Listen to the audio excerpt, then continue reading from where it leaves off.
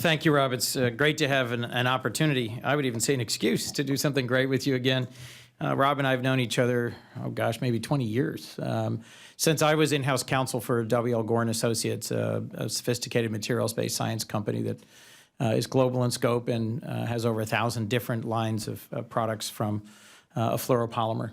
It was a great experience. I was always impressed with your policy vision and reach and capability, and so I'm thrilled to have the opportunity to again partner with ITIF, and I'm grateful for your continued leadership in advocating for competitiveness and for innovation economics.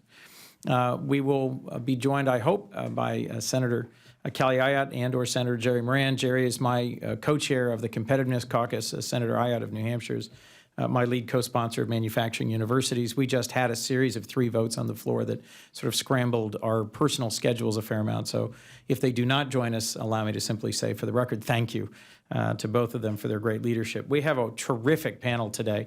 I just had an opportunity to visit with them. I've read all of your backgrounds. You are going to be treated to a feast here today of conversation and engagement and enlightenment around what the things are that we can do tactically and strategically to help support manufacturing and to help make America more competitive. Let me briefly just go over at a 10,000-foot level the pro-growth, pro-competitiveness agenda of the Senate Competitiveness Caucus. We try to focus on training the next generation of skilled workers, on reforming our broken tax code, specifically in ways that will support manufacturing and make America more competitive. Promoting innovation and entrepreneurship in American business, making smart investments in R&D and in infrastructure, creating an optimal overall business environment in the United States from a competitiveness perspective, and revitalizing American manufacturing. The last shall be first, and the first shall be last. That last point is really the one that gets me out of bed every day. The 8 years I spent with a manufacturing company was in some ways the most rewarding of my life, and I admire those who continue to work hard every day to move manufacturing forward. It is just as essential to the United States economy and to the sustainment of our middle class today as it was in the last century. But as we were just discussing, the needs, the skills for the workforce, the demands and the opportunities in the manufacturing workplace are profoundly different today than they were 10, 20, or 30 years ago. And yet manufacturing still struggles with an outdated perception. A very wide range of folks, from high school guidance counselors to parents advising their kids to university professors, have an outdated perception of what the current needs are in the modern manufacturing workplace and how high the skill levels are and how much demand there is for interdisciplinary cooperation in order to be truly competitive. This changing face of manufacturing and the skills needed is a good thing, but it's also a real challenge because we've got a significant effort to undertake in updating and modernizing skills training programs, our educational system, and connections between today's modern manufacturers and the workforce from which they hope to recruit. So I think we have to prioritize investing in educational programs that prepare students with skills that are current, necessary, and relevant. And so I'll leave to several members of this panel to talk from their personal experience about how best to accomplish that. Let me briefly touch on the caucus and the bills that were referenced by Rob in his introduction. Manufacturing universities. It's a bipartisan bill that Senator Ayotte and I, along with Senators Baldwin, Graham, Gillibrand, Frankenkirk, introduced. It's a bipartisan bill, and it encourages universities to focus their engineering programs, their curricula, and their student engagement on advanced manufacturing through a competitive grant process that would reward those who align how they work with students, how they train their students in ways that make a difference for modern manufacturing.